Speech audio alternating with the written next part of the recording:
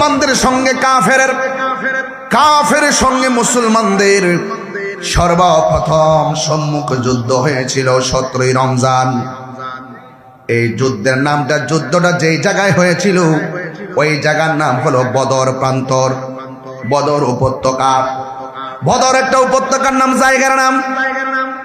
এই জন্য যুবক, আল্লাহর হাবিব সাল্লাল্লাহু আলাইহি সাল্লাম জীবনে সর্বপ্রথম তলোয়ার নিয়ে যেই ময়দানের মধ্যে নেমেছেন, ওই ময়দানটা ছিল বদরের ময়দান।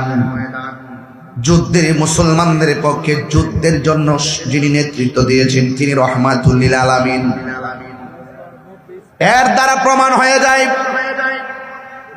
প্রমাণ হয়ে যায় শুধুমাত্র খানকায় বসে থাকার নাম ইসলাম নয়। আমার নবী যদি হেরা গুহা সাইরা ওই যুদ্ধের ময়দানে গিয়ে তলোয়ার নিয়ে নামতে পারে, আমাদের সবাইকে প্রয়োজনে খানকা সাইরা মাঠে নামতে হবে কিনা?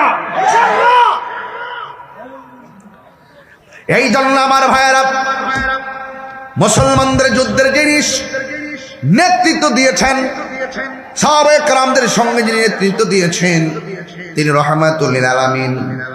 আর কাফেরদের সঙ্গে যে নেতাগিরি করছে এই বর্বরটার নাম হলো আবু জাহিল। মুসলমানদের সঙ্গে কাফেরের প্রথম সম্মুখ যুদ্ধের নাম হলো বদরের যুদ্ধ।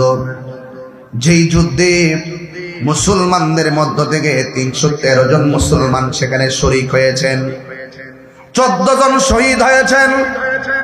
কাফেরদের পরাজয় বরণ করতে হয়েছিল।